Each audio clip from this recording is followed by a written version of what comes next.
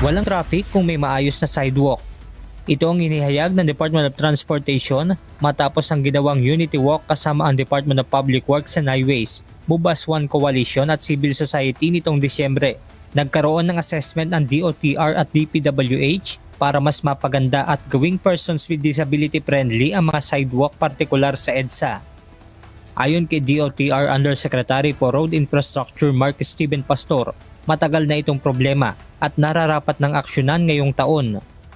We need to address that. It's long overdue. It has long affected that sector that needs pedestrian walkways. And ultimately for DOTR, yung mindset is kung maayos ang sidewalk mo, imbis na may mag-taxi ba dyan or mag-motorcycle taxi, lalakarin na lang nila.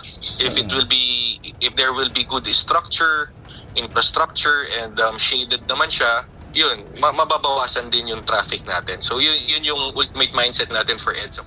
Bukod sa sidewalk, isa pa sa plano ng DOTR ngayong taon ay ang mas malapad na bicycle lane.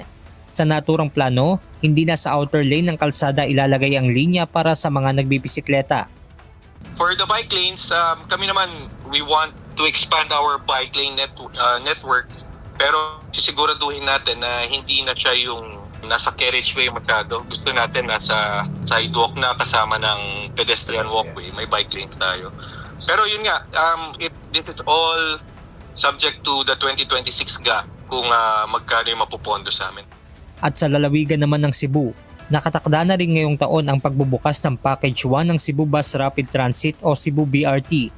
May haba itong mahigit 2 kilometro at may rutang Cebu South Bus Terminal hanggang Capitol Area. We are looking at the first quarter of also to inaugurate yung Cebu BRT Package 1. Tapos na siya, actually ready na siya from last year. It's just that Cebu was by a couple of tragedies and calamities, kaya we had to defer it.